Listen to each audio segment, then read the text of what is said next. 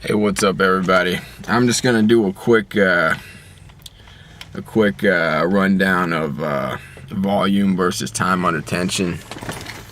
So pretty much, essentially, a lot of people confuse the words volume, time under tension, frequency, or intensity, and whatnot.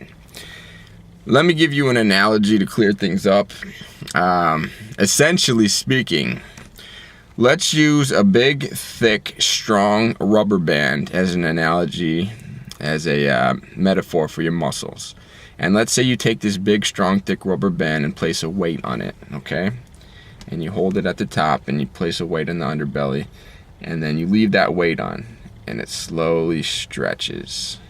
And then all of a sudden you take the weight off and then it slowly stretches back. And then it's back to its original strength. It can support the same amount of weight. It's a snappy rubber band. If you pull it, it'll snap back. It's real strong, real resilient rubber band. Now let's say you place the weight on it again and you leave it on and it stretches. But this time you don't take it off when it gets to this stretch point. And then it starts to creak, and it's like, okay, this hurts now. And then you leave the weight on and it rips the rubber band. And you want to take it off, you take it off, and then it slowly returns back slowly.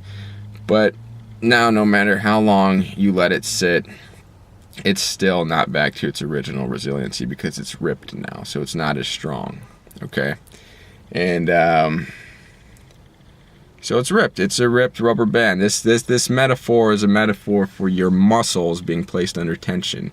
When you leave the weight on for a certain amount of time, if you take off the weight, it's going to snap back into place slowly, and you're going to be able to lift the same amount of weight no matter how many times you put that weight on there. But when you leave it on for a certain amount of time, you leave that tension on, then it's going to rip the muscle and make the muscle weaker in that given workout, okay? So what happens when you put weight on the rubber band or the muscle and it doesn't rip the muscle and you let it rest again? That's resting in between sets.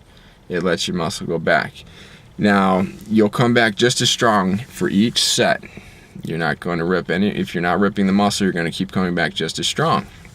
Now, when you leave the weight on the rubber band or the muscle for a certain amount of time and it rips, and you rest in between sets, yeah, it'll slowly go back almost to its original strength, but it's not going to be its original strength during that workout because it's ripped. And each time you rip the muscle or the rubber band, it's going to make you noticeably weaker with each consecutive set that there are rips that occur, okay? And that's called time under tension. And you're going to keep getting weaker and weaker the more rips you get, and the only time you'll get stronger is when there's an anabolic response and probably you get some sleep and this and that, and that's how you come back stronger. But in that same workout, if you keep ripping your muscle, you're going to keep getting weaker, and that's why a lot of time at the end of your workout you're weaker, okay? Now let's talk about the word volume for a second here, okay? Okay, so let's say you go onto the row machine, right? And you load up 400 pounds in the row machine, okay? No, wait, sorry. Let me go back here. You load up 100 pounds in the row machine, right? You load up 100 pounds in the row machine. And you do that for 4 repetitions, okay? So you go the first repetition, okay, that was a lot of weight. Go another repetition, that's a lot of weight, it's getting harder. Do a third repetition, that was really hard, and you let it back down slow. And then that fourth repetition, you got it. But it was so intense, there's so much tension that you ripped your back muscles. They ripped. And you let it go back. So now you can rest as long as you want to rest in that given workout. When you try to perform that same exercise again, you will be noticeably weaker. Okay?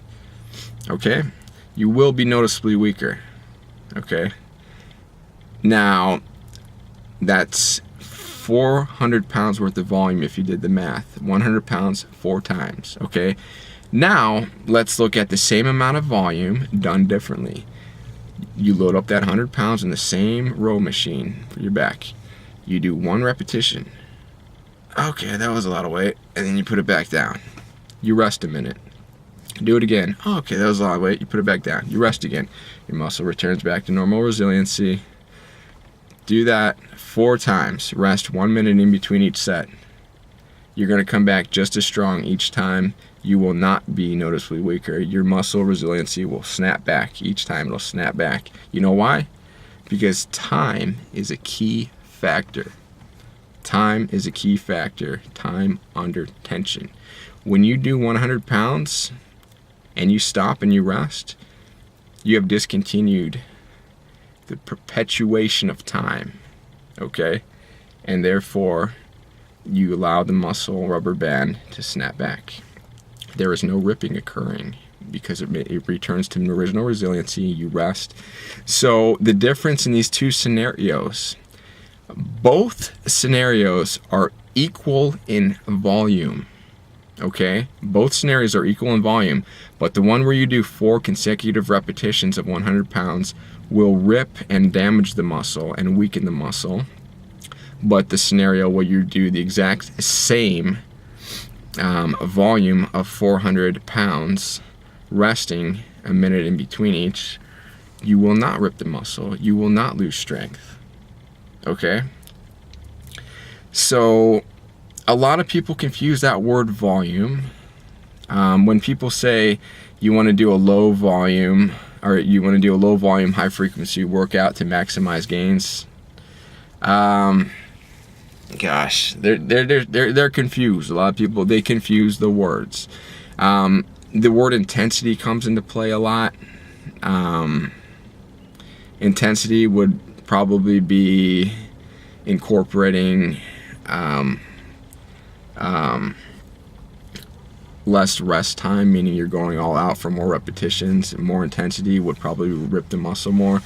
Look, I've seen this said a lot of different ways. People say you want to do a low volume workout to low volume, high frequency workout to induce the best anabolism and muscle hypertrophy. A lot of people say they throw around the words intensity. They throw around the words, I don't hear it that much, but they might throw around the words time under tension, okay? Look, there's a lot of different ways to confuse this stuff, okay? What you want to do to maximize muscle gains and hypertrophy, you don't want to rip the muscle too much. You want to rip the muscle as little as possible whilst still stimulating an anabolic response, okay? So if you want to call that low volume, you can call it low volume, but you again fall into a realm of confusing, slippery misinterpretations of words and phrases. So I don't like using the word volume in that regard, and instead I refer to such a thing as, in order to maximize muscle strength and muscle hypertrophy and strength gains, you want to do frequent, low time under tension strength training workouts. Okay, if you want to try and intertwine the words intensity and volume in there, go ahead, but that can just confuse things, okay? Essentially, no matter what wording you want to use, time and attention, volume, intensity, your essential goal at the end of the day, your goal is to rip the muscle as little as possible while at the same time stimulating an anabolic response from the endocrine system. Okay? And that means frequent workouts that rip the muscle as little as possible while still stimulating a response from the endocrine system of anabolism. Okay? So you can take the words time under tension, you can take the words volume, you can take the words intensity, and you can throw them bitches out the window. All right? And you could just remember, if you want optimal gains, okay? If you want optimal gains, And if you want to know what the whys and hows of it, I made a video on it. You don't want to rip the muscle too much because you can't come back from that. As a natural athlete, you cannot come back from that properly without compromising muscle tissue. So again, the bottom line, optimal strength and muscle hypertrophy comes from ripping the muscle as little as possible while still stimulating an anabolic response from the endocrine system and or hypothalamus. And I hope that all made sense. All right. Have a good one. Bye-bye.